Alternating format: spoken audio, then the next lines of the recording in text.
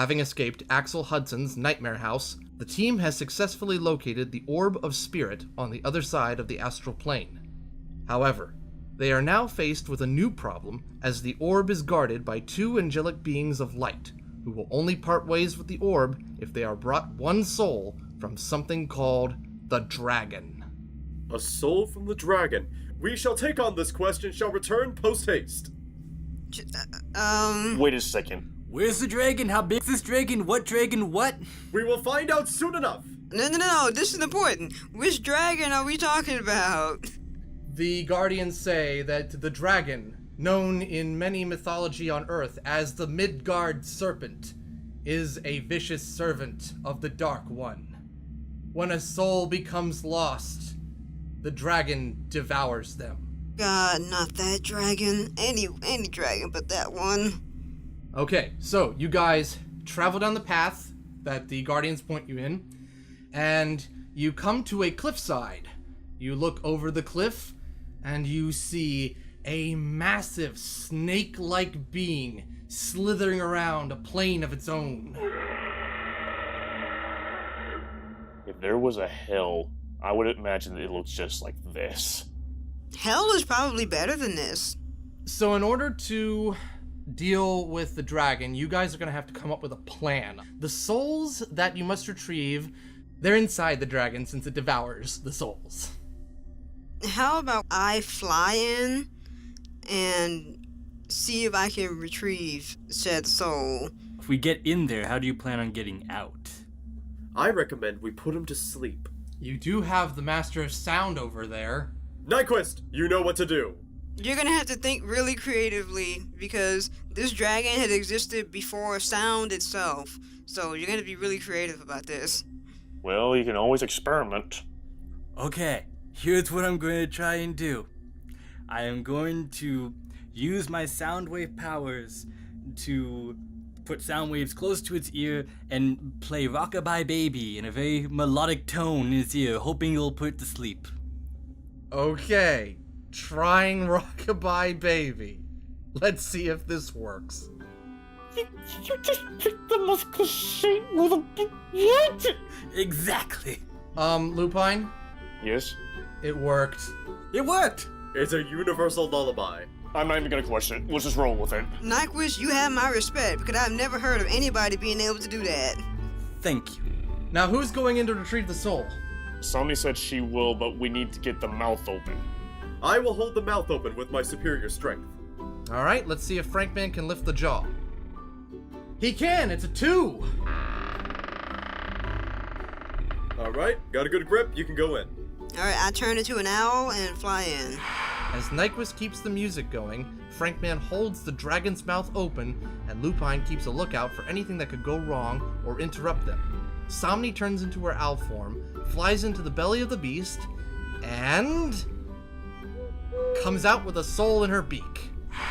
The soul has since been reduced to nothing more than a small blue sphere.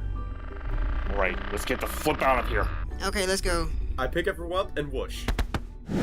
You jump back up to the top of the cliff. The dragon seems to still be asleep. Wow, I did a good number there, Nyquist. Yeah! And you doubted my lullaby skills. Hey, I did not know what was gonna happen either, okay? But as you turn around, you suddenly come face to face with Axel and a number of very angry souls. How disappointing. I was looking forward to watching you and your friends slowly go mad in my nightmare house, but it seems to have worked out in my favor.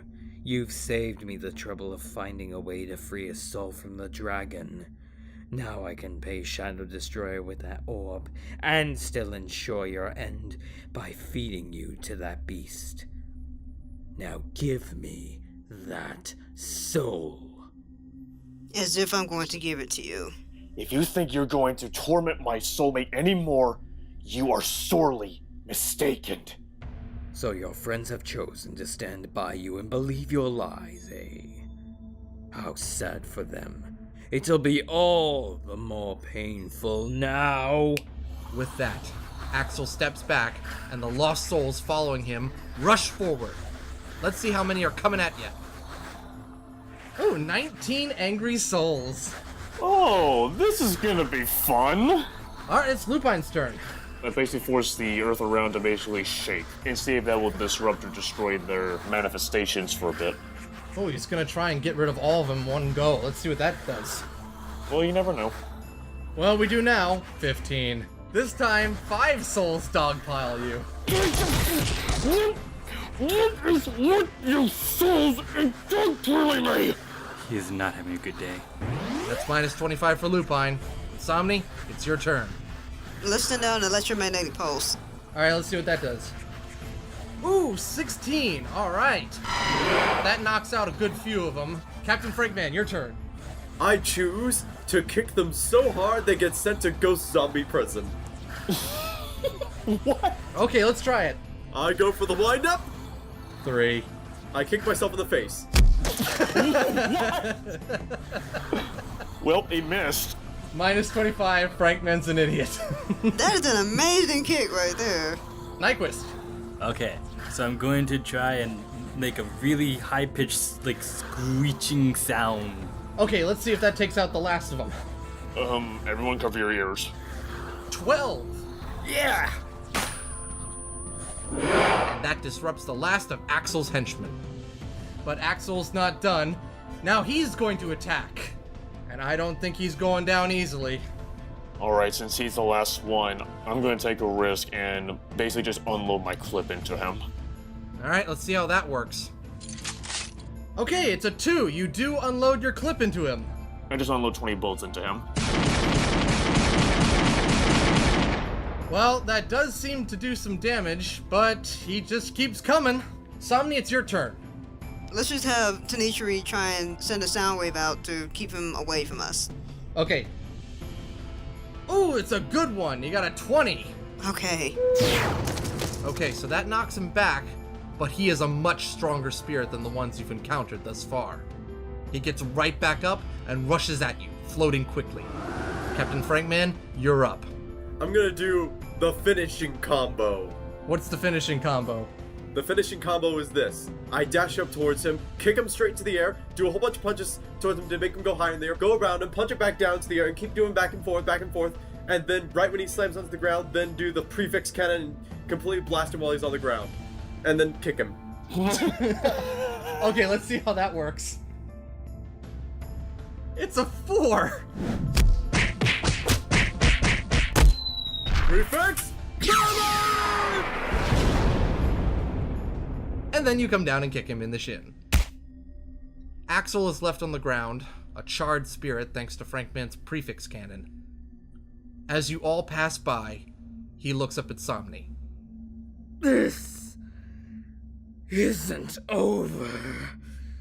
I'll get out of here. One day.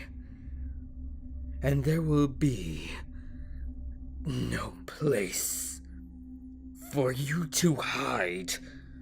I don't even say anything to him. I don't even look at him, and I just go. Alright, so you guys leave Axel behind, and you take the freed soul to the Guardians.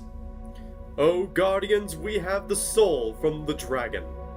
The Guardians take the soul, change it back into its once human form, and send it off to the Great Light. Oh, that's nice. Well, we saved somebody. The Guardians move away their spears and allow you to approach the orb, cautioning you not to touch the orb directly. I pocket the orb. Frankman gets harmed severely. I open my jacket, they just have the orb float into my pocket. Yep, it's safe in his pocket, he's fine. I don't know, it's with Frankman. I don't know if it's exactly fine. Nyquist, again, it's fine. Just don't worry about it. No one can get inside my pocket except for me and like maybe one other guy, but that's it.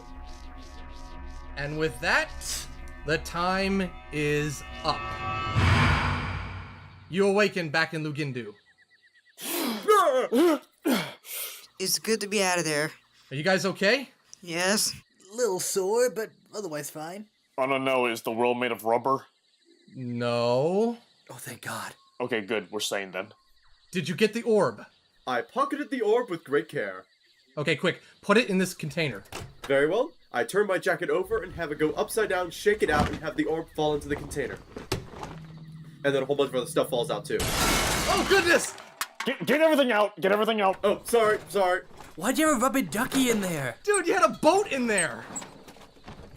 Okay, so we managed to get all that stuff back into Frank Man's pocket, somehow. And then I speak to you all about the mission. After I hear everything that went on, including the fact that we now know that Shadow Destroyer is involved, I take the 2 orbs with me to a private meeting with Secretary Rochester and his staff to assess the escalating situation. A short time passes, and finally I return from the meeting. Secretary Rochester wants us back in Millennium City and all hands on deck. The Secretary's staff and I believe that the Occultum and Shadow Destroyer are working together to find these orbs. A powerful enough force, like the combination of these 6 elemental orbs, may be just what Shadow Destroyer needs to break down the dimensional barrier between our world and the demonic realm Klipfoth. This would also explain the Occultum's sudden interest in the orbs as well. So pack up, we've got 4 more orbs to find, and some extremely powerful demons to keep locked away. Understood. I have a boat. I'm ready. Just then, however, Tefari comes over to Somni. She thanks Somni for all the help that she and her team have given, but she has a request that she's already put into Daspa for. She wishes Somni to stay behind in Lugindu, not just to help her people, but also because Tefari technically did not finish her training with her grandfather before his murder.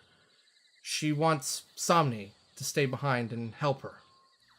I am honored, and while our quest in America is still very important, Lugindu is still very vulnerable at this point, so it may be best for me to stay here.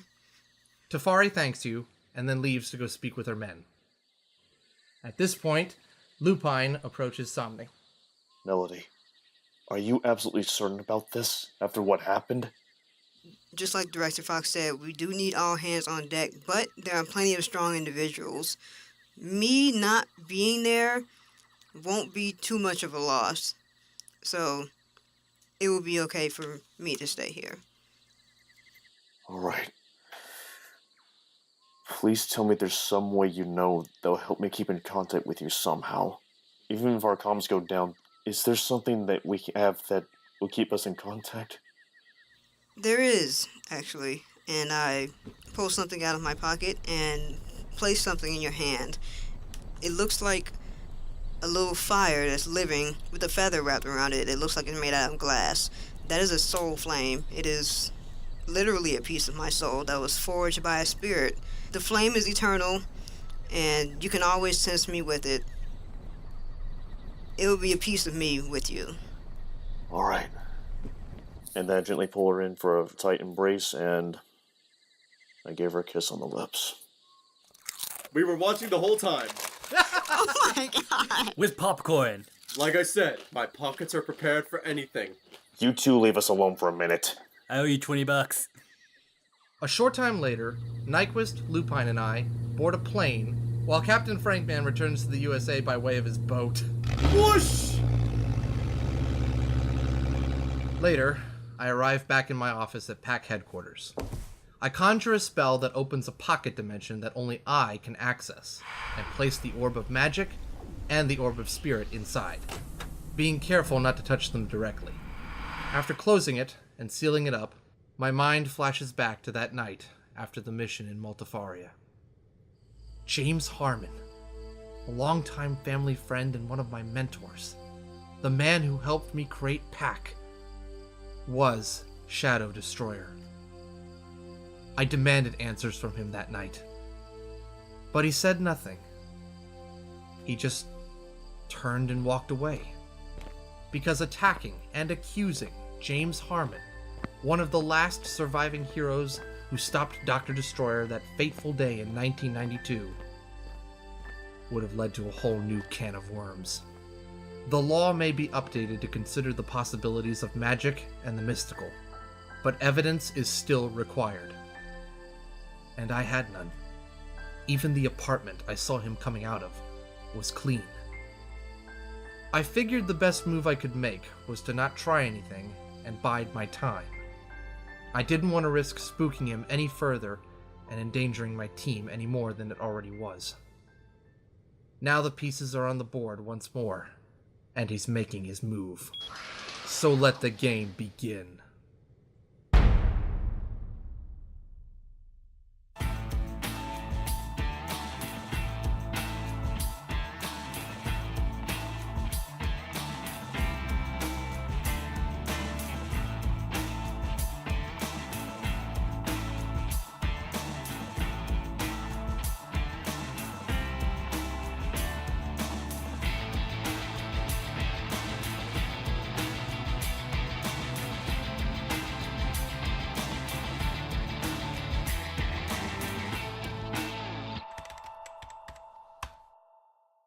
Thank you for watching Tale on the Air. The characters and world of the Champions RPG are owned by their respective owners. The characters created by our contestants are owned solely by the contestants. The Fox and the Fedora, Tale on the Air, Director Fox, and all characters connected with that character are all owned by Sean Basinger and Z Media Productions.